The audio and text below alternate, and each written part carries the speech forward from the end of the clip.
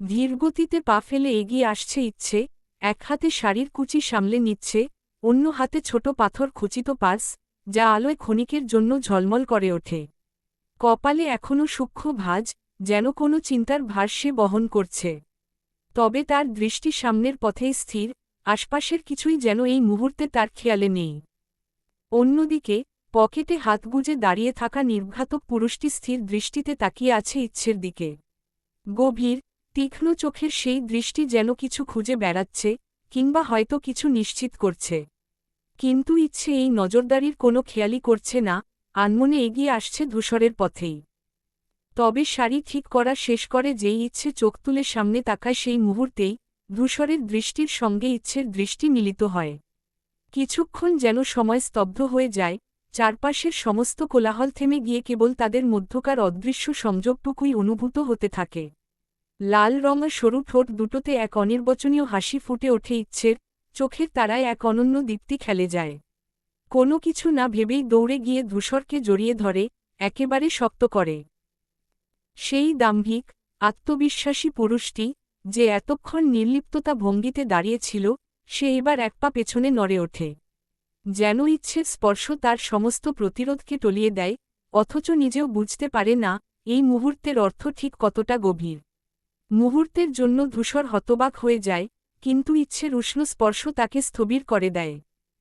ইচ্ছে নিজের সমস্ত শক্তি দিয়ে ধূসরের বলিষ্ঠ শরীর আঁকড়ে ধরে। হাত দুটো শক্ত হয়ে আসে, যেন একটু পরও যদি ছাড়তে হয়, তাহলে শেষ মুহূর্তটাকে কিছুটা বেশি আঁকড়ে রাখতে চায়। মাথাটা রাখে ধূসরের বুকের কাছে, দ্রুত ওঠানামা করা বুকের স্পন্দন যেন ইচ্ছের কানে ধাক্কা দিতে থাকে। ধূসর প্রথমে নিষ্পৃহ দাঁড়িয়ে থাকলেও ধীরে ধীরে ভেতরের কঠোরতা নরম হতে থাকে। এক হাতে ইচ্ছের পিঠে আলতো করে রাখে, আরেক হাতে ইচ্ছের চুলে আঙুল চালিয়ে দেয় একবার, খুব আস্তে। যেন অভ্যস্ত নয় এমন কোমলতায়, তবু কিছু না বলেই অনুভব করতে থাকে সেই মুহূর্তের অদৃশ্য আবেগ। রাতের হালকা বাতাস চারপাশে বয়ে চলছে, কিন্তু ইচ্ছে আর ধূসরের মাঝে তৈরি হওয়া উষ্ণতার মাঝে বাতাসও যেন বিলীন হয়ে যায়। কিছুক্ষণ কেউ কিছু বলে না, শুধু হৃদস্পন্দনই যেন ওদের মাঝে একমাত্র শব্দ হয়ে বাজতে থাকে। কিন্তু হঠাৎই জনেই এক অদ্ভুত নরম স্পর্শ অনুভব করে, কিছু একটা তাদের ঠিক মাঝে। ইচ্ছে ধূসরের খোলা শার্টের দিকে তাকিয়ে হেসে ওঠে। সেখান থেকে ছোট্ট একটি তুলোর মতো সাদা খরগোশটি মাথা বের করে নিরীহ দৃষ্টিতে তাকিয়ে আছে। মতিবানু, ইচ্ছে বিস্মিত কণ্ঠে ফিসফিস করে ওঠে। ধূসর ঠোঁটের কোণে এক চিলতে হাসি টেনে বলে, হ্যাঁ, সে এখন আমার দায়িত্বে। ছোট্ট খরগোশটি মাঝখানে অবস্থান করে, যেন এক অদৃশ্য সংযোগ তৈরি করে রেখেছে। ইচ্ছে বিস্ময়ের মাঝে ধূসরকে আরও শক্ত করে জড়িয়ে ধরে, আর ধূসরও এক মুহূর্তের জন্য থমকে গিয়ে অনুভব করতে থাকে এই স্পর্শ, এই মুহূর্তের উষ্ণতা, আর তাদের মাঝে থাকা ছোট্ট এক জীবনের উপস্থিতি। ইচ্ছে ধূসরের শার্টের মধ্যে থেকে উকি মারা ছোট্ট খরগোশটিকে দেখেই ধপ করে ধূসরের বুকে লেপ্টে যায়, তখন বুঝতে পারে ধূসর খুব ভালো করেই। মতিবানু, আই মিস ইউ বলে উচ্ছ্বাসে শার্টের ভেতরে লুকানো খরগোশটিকে আলতো করে তুলে নিয়ে গাল ভর্তি চুমু খেয়ে দেয়। খরগোশটি একবার নড়েছে, ছোট্ট নাক ঝুঁকিয়ে ইচ্ছের দিকে তাকায়, যেন সেও ইচ্ছেকে চিনতে পেরেছে। ধূসর ঠোঁট কামড়ে পাশ ফিরে তাকায়, চোখে স্পষ্ট বিরক্তির ছাপ। তারপরই হঠাৎ গম্ভীর গলায় বলে ওঠে, মতিবানু, তুই যদি এই নরম তুলতুলে ঠোঁটের ছোঁয়া পেতে পারিস, তাহলে আমার বেলায় এত বৈষম্য কেন? আমি কি ডিজার্ভ করি না ওই নরম ঠোঁটের স্পর্শ? ইচ্ছে ধপ করে মতিবানুকে বুকে চেপে ধরে, ধূসরের কথা শুনে মুখ পুরো লাল হয়ে গেছে। ধূসর এবার মুখে এক চিলতে দুষ্টু হাসি টেনে বলে, একটা খরগোশও যদি কিস ডিজার্ভ করতে পারে, তাহলে আমি তো একটু বেশিই ডিজার্ভ করি, তাই না? ইচ্ছে তখনও ভ্যাবাচ্যাকা খেয়ে ধূসরের দিকে তাকিয়ে থাকে, আর ধূসর মজা নিয়ে ইচ্ছের প্রতিক্রিয়া দেখতেই ব্যস্ত। লজ্জায় মুখ নিচু করে ইচ্ছে মতিবানুকে আরও শক্ত করে বুকে চেপে ধরে। গালজোড়া লালচে আভায় ভরে উঠেছে, ইচ্ছে কিছু বলার সাহসই পাচ্ছে না। ধূসর এক দৃষ্টিতে তাকিয়ে আছে ইচ্ছের দিকে, চোখে যেন এক অদ্ভুত তীক্ষ্ণতা, গভীরতা, যেন সে ইচ্ছের মনের সবকিছু পড়ে ফেলতে পারছে। সাদা প্যান্টের সঙ্গে ল্যাভেন্ডার রঙের শার্ট, জিম করা শরীরে আটসাট হয়ে থাকা সেই শার্ট ধূসরকে আরও মোহনীয়, আরও আকর্ষণীয় করে তুলেছে। সন্ধ্যার হালকা বাতাসে শার্টের হাতার কিনারা একটু একটু নড়ছে, কিন্তু ধূসরের গাঢ় দৃষ্টি এতটুকুও টলে না। ইচ্ছে সাহস করে এক ঝলক তাকাতেই ধূসর ঠোঁটের কোণে দুষ্টু হাসি ফুটিয়ে বলে, এখনও যদি বুঝতে না পারিস তাহলে বলবো, তোর বোঝার ক্ষমতা নিয়ে আমি সন্দেহ করি। ইচ্ছে কিছু বলতে গিয়েও আবার থেমে যায়। বুক ধকধক করছে, কিন্তু ইচ্ছে বোঝে না এটা ধূসর ভাইকে নিয়ে নাকি তার নিজের মনের এলোমেলো আবেগ নিয়ে। ধূসর হুট করেই ধীরে ধীরে ইচ্ছের সামনে ঝুঁকে পড়ে তার মুখ একেবারে ইচ্ছের ঠোঁট বরাবর নামিয়ে আনে। মাঝের সামান্য ফাঁকটুকু ধূসর নিজেই মিটিয়ে দেয়, আর ঠিক তখনই ইচ্ছের নরম ঠোঁট ছুঁয়ে যায় ধূসরের গাল। ইচ্ছে থমকে যায়, যেন পুরো শরীর অবশ হয়ে আসে মুহূর্তের জন্য। ধূসর ভাই, এভাবে। ইচ্ছের ভেতরটা কাঁপতে থাকে, লজ্জায় চুপসে যায়। চোখ বড় হয়ে ধূসরের দিকে তাকায়, কিন্তু কিছু বলার ভাষা খুঁজে পায় না। ধূসর হাসে, সেই পরিচিত দুষ্টু হাসি। ঠোঁটের কোণে এক চিলতে চাতুর্যের ছাপ, চোখে মুখে এক ধরনের খুনসুটির ছায়া। ধূসর আরও খানিকটা এগিয়ে আসে, ইচ্ছের কানের ঠিক পাশে মুখ নিয়ে গিয়ে ফিসফিসিয়ে বলে, তোর মসৃণ কোমরের নাভিটা কিন্তু আমার। ভুলেও কারো নজর পড়লে পিষে ফেলব। ধূসরের গভীর, স্থির কণ্ঠস্বর ইচ্ছের কানে আঘাত করে না, বরং শরীরের ভেতর দিয়ে শিহরণ বইয়ে দেয় ইচ্ছের। ইচ্ছে চমকে উঠে, দ্রুত হাত বাড়িয়ে শাড়ির আঁচল টেনে নেয় কোমরের কাছে। কখন যে শাড়ি একটু সরে গেছে নিজেও খেয়াল করেনি। কিন্তু ধূসর ঠিকই করেছে, তীক্ষ্ণ দৃষ্টি এড়ানো সম্ভব নয়। ধূসর হাসে, একেবারে নিঃশব্দ কিন্তু গভীর সেই হাসি। ধূসর আরেকটু ঝুঁকে আসে, এতটাই যে ইচ্ছে নিঃশ্বাস ফেলতেও ভয় পায়। ধীরে ধীরে হাত বাড়িয়ে ইচ্ছের কাঁধ থেকে শাড়ির আঁচল সামান্য সরিয়ে নেয়, তারপর নিখুঁতভাবে সেটি পিন আপ করে দেয়। ইচ্ছে বারবার মুগ্ধ হয়, কিন্তু একই সঙ্গে লজ্জায় ডুবে যায়। ধূসরের উপস্থিতি যেন তার সমস্ত অনুভূতি এলোমেলো করে দিচ্ছে। হাত পা অবশ হয়ে আসে, মুখ শুকিয়ে যায়, অথচ হৃদস্পন্দন বাড়তে থাকে বেপরোয়াভাবে। ধূসর তখনও তাকিয়ে আছে, চোখে মুখে স্পষ্ট দাবিদারিত্বের ছাপ। যেন বলে দিচ্ছে, তোর সবটুকু শুধু আমার ইচ্ছেময়েই। তারপর নিজের বাহু সামনের দিকে বাড়িয়ে দেয়, ঠিক ইচ্ছের দিকে, যেন কোনো কথা না বলেই কিছু ইঙ্গিত করছে। ইচ্ছে এক মুহূর্ত থমকে থাকে, তারপর ধীরে ধীরে ইঙ্গিত বুঝতে পেরে নিঃশব্দে ধূসরের বাহুর মধ্যে নিজের হাত ঢুকিয়ে দেয়। ধূসর তখনও হাসছে, আর ইচ্ছে, সেই শুধু নিজের স্পন্দিত হৃদয়কে থামানোর চেষ্টা করছে, যা ধূসরের সামান্য ছোঁয়াতেই যেন দ্বিগুণ বেগে চলতে শুরু করে। সামনের দিকে ধীরপায়ে এগিয়ে চলে ইচ্ছে, ধূসরের সঙ্গে তাল মিলিয়ে। বুকের কাছে জড়িয়ে রাখা ছোট্ট মতিবানু কৌতূহলী চোখে চারপাশ দেখছে, নরম তুলতুলে কানগুলো মাঝে মাঝে নড়ছে বাতাসে। ধূসর একপাশ থেকে ইচ্ছের দিকে তাকিয়ে থাকে, চোখে এক ধরনের প্রশান্তির ছাপ, যেন তার পৃথিবীটা এই মুহূর্তে ঠিকঠাক হয়ে গেছে। ইচ্ছে ধূসরকে না দেখার ভান করলেও মনের ভেতর কোথাও যেন একটা অস্থিরতা কাজ করছে, এক অদ্ভুত অনুভূতি, যা সে ব্যাখ্যা করতে পারে না। ধূসর হঠাৎ এক হাতে ইচ্ছের কাঁধ ছুঁয়ে ফিসফিস করে বলে, এই তাল মিলিয়ে চলার অভ্যাস রাখিস, ঘুড়ি, আমার সাথে অনেক দূর যেতে হবে কিন্তু। ইচ্ছে ধূসরকে এক ঝলক তাকিয়ে দেখে, তারপর কোনো উত্তর না দিয়েই তোপাশে কেবল হাঁটতে থাকে, হয়তো সত্যিই অনেক দূর পর্যন্ত। ছাদের এক কোণে নরম চাঁদের আলো ছায়া ফেলছে, বাতাস ভারী এক অদৃশ্য উত্তেজনায়। ঈশিতা নিঃশব্দে দাঁড়িয়ে, শরীরের ভাষায় এক ধরনের অপরাধবোধ। ঠিক সামনে দাঁড়িয়ে থাকা পুরুষালী অবয়বটি একপাশে হাত গুটিয়ে গভীর দৃষ্টিতে তাকিয়ে আছে ঈশিতার দিকে, চোখে অভিমান আর রাগের মিশ্রণ। সে এক পলক ঈশিতাকে দেখে হেসে ওঠে, একটা ঠান্ডা, ব্যঙ্গাত্মক হাসি। তারপর ধীর গলায় বলে ওঠে, কি ভেবেছিলে?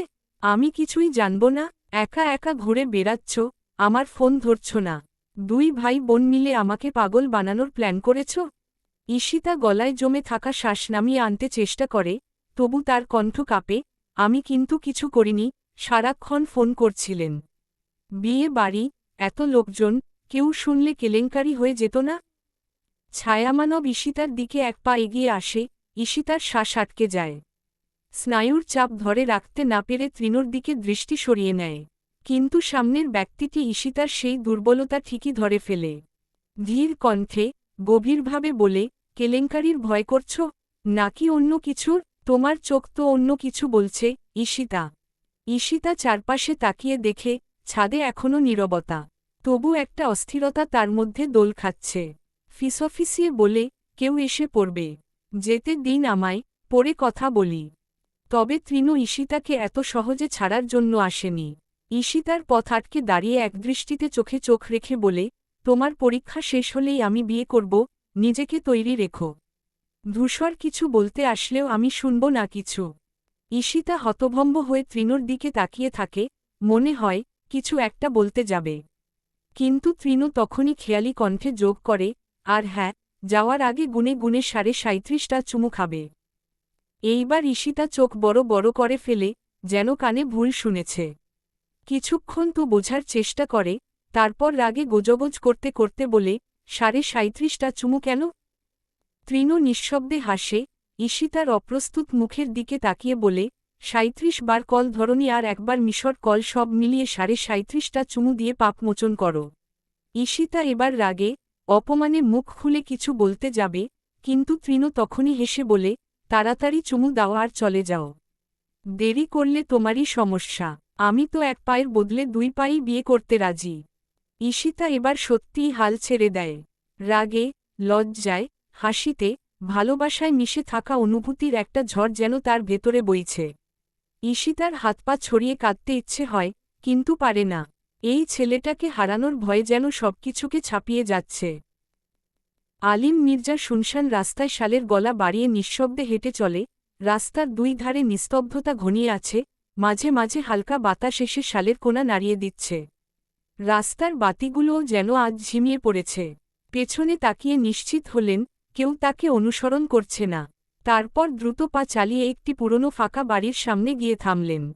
বাড়ির সামনে আগে থেকেই অপেক্ষা করছিল একটি কালো গাড়ি, তার পাশে 6 জন ছায়ার মতো দাঁড়িয়ে। প্রত্যেকের চেহারায় কঠিন দৃঢ়তা, তাদের চোখে মুখে জিজ্ঞাসা, কিন্তু প্রশ্ন করে না, শুধু অপেক্ষায় থাকে। আলিম মির্জা কোনো ভনিতা না করে সরাসরি বলেন, আজ রাতের মধ্যেই কাজ শেষ চাই। আফনান ছাড়া পেয়েছে, জায়গা মতো আছে, তোরা শুধু কাজটা নিখুঁতভাবে সম্পন্ন করবি। তার কণ্ঠে কোনো আবেগ নেই, কোনো দ্বিধা নেই, যেন এটাও তার প্রতিদিনের স্বাভাবিক কাজের অংশ। সামনের 6 জন একে অপরের দিকে তাকায়, তারপর একজন মাথা ঝাঁকিয়ে সম্মতি জানায়। আলিম মির্জা তখনই শালের ভেতর থেকে একটা মোটা টাকার বান্ডিল বের করে সামনে বাড়িয়ে ধরেন। রাস্তার নরম হলুদ আলোয় টাকার নোটগুলো চকচক করে ওঠে।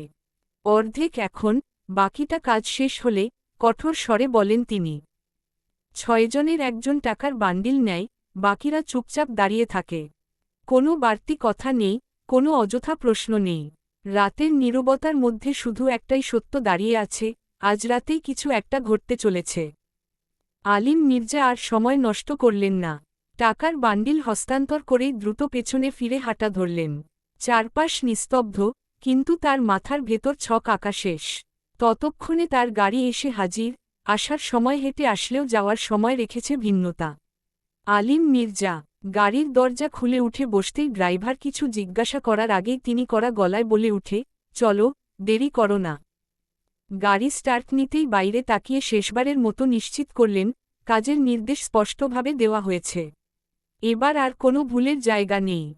উদ্দেশ্য এখন একটাই, জয়ের রিসেপশনে যোগ দেওয়া। সবাই অপেক্ষা করছে, নিঃসন্দেহে কেউ কেউ তার অনুপস্থিতি টেরো পেতে শুরু করেছে।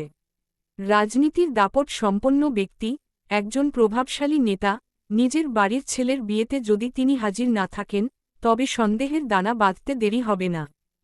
গাড়ির জানালা দিয়ে বাইরে তাকিয়ে গভীর নিঃশ্বাস নিলেন আলিম মির্জা।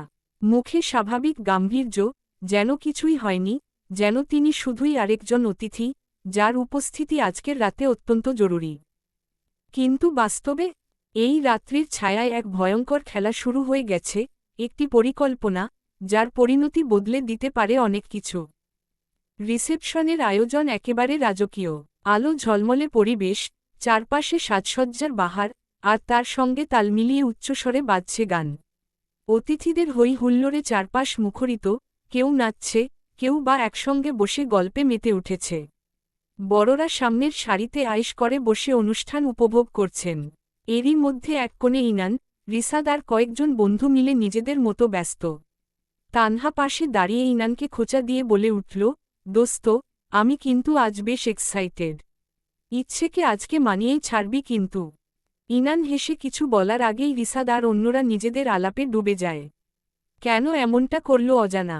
স্টেজের দিকে চোখ ঘোরাতেই দেখা গেল জয় তার নববধূর হাত ধরে অতিথিদের শুভেচ্ছা গ্রহণ করছে। হাসিমুখে ছবি তুলছে, কুশল বিনিময় করছে। পুরো আয়োজনের কেন্দ্রবিন্দুতে এখন জয় আর তার স্ত্রী। কিন্তু ইনান তখন যেন একটু অন্যমনস্ক। কিছু একটা ভাবছে, হয়তো কোনো অজানা আশঙ্কা ঘিরে ধরছে। কিন্তু ঠিক ধূসর ইনানকে খুঁজে নিয়ে ধীর পায়ে সামনের দিকে এগিয়ে আসতে থাকে, চেহারা গম্ভীর, পেশির টানটান দৃঢ়তা, চোখে মুখে অদ্ভুত একটা কঠিন অভিব্যক্তি। মনে হচ্ছে আজকের রাতে কিছু একটা ঘটতে চলেছে, ভয়ঙ্কর কিছু। ধূসর দ্রুত এগিয়ে যেতে থাকে, কিন্তু হঠাৎ তার ঘাড়ে কারো হাতের স্পর্শ পড়ে। মুহূর্তের মধ্যে ধূসর থমকে দাঁড়ায়, এক ঝটকায় মাথা ঘুরিয়ে তাকায়। সামনে দাঁড়িয়ে আছে তৃণ। চিরচেনা সেই দুষ্টু হাসি ঠোঁটে, চোখে মুখে খেলা করছে একরকম রহস্যময়ী উচ্ছ্বাস। ধূসরকে এইভাবে তাকিয়ে থাকতে দেখে দাঁত কেলিয়ে বলেই উঠে, কি রে ভাই, এত গম্ভীর মুখ কেন? আজকের মতো একটা দিনে এত ভাবার কি আছে? ধূসর তৃণকে একদৃষ্টিতে তাকিয়ে দেখে, কিন্তু কোনো উত্তর দেয় না। অন্যদিকে ঈশিতা আজ গোলাপি শাড়িতে সেজেছে, সাজসজ্জা আজকের রাতে আরও এক ধাপ উজ্জ্বল করে তুলেছে যেন। পাশে বসে থাকা রুহির সাথে গল্পে মশগুল, হাসির রেশ ছড়িয়ে পড়ছে চোখ মুখে। চারপাশে আনন্দের সুর ধ্বনিত হচ্ছে, হাসি গানে মেতে উঠেছে সবাই। কিন্তু এই সব কোলাহলের মাঝেও ইচ্ছে যেন একদমই বেমানান লাগছে। পুরোটা সময় নিজেকে গুটিয়ে রেখেছে, যেন এই জমকালো আয়োজন থেকে নিজেকে লুকিয়ে রাখতে চায়। আসলে ধূসরের সামনে থাকাটা তার জন্য কেমন অস্বস্তিকর হয়ে উঠছে। ধূসর ভাইয়ের বলা কথাগুলো, সেসব যতবার মনে পড়ে, ততবারই ইচ্ছে লজ্জায় আরও মিয়ে যেতে থাকে। স্টেজের সামনে ফাঁকা জায়গার চেয়ারটায় বসে আছে ইচ্ছে, কোমল পাটভরা মতিবানুকে কোলে নিয়ে। মতিবানুর নরম পশমে আলতোভাবে হাত বুলিয়ে দিচ্ছে, কিন্তু মন পড়ে আছে অন্য কোথাও, ধূসর ভাইয়ের কাছে। গাল রক্তিম হয়ে উঠেছে অনুভূতির চাপে। ধূসরের শেষ কথা, দৃষ্টি, তার সেই অপ্রত্যাশিত আচরণ, সব কিছু মনে পড়তেই ইচ্ছে চুপসে যায়। ধূসর কি এখনও তাকিয়ে আছে তার দিকে, সেই একই দাম্ভিক ভঙ্গিতে? ইচ্ছে চাইলেও দৃষ্টি সরিয়ে রাখতে পারছে না। মনে হচ্ছে ধূসর ভাই তার দিকে এগিয়ে আসবে, আবার কিছু বলবে, আর তাতেই সে আরও বিব্রত হয়ে পড়বে। এক মুহূর্তের জন্য ইচ্ছে চোখ তুলে তাকায় চারপাশে। ধূসর কি সত্যিই তার দিকেই তাকিয়ে, নাকি সেই অকারণে অনুভব করছে সেই দৃষ্টি? ইচ্ছে নিজেই বুঝতে পারছে না। কিন্তু ধূসরের উপস্থিতি যেন পুরো পরিবেশটাকে তার জন্য ভারী করে তুলেছে। গালের লালচে আভা লুকানোর জন্য মতিবানুকে আরও কাছে টেনে নেয় ইচ্ছে, কিন্তু মন যে স্থির হচ্ছে না। ধূসরের চিন্তায় এমনভাবে মগ্ন হয়ে আছে, যেন পুরো পরিবেশ থেকে বিচ্ছিন্ন হয়ে গেছে।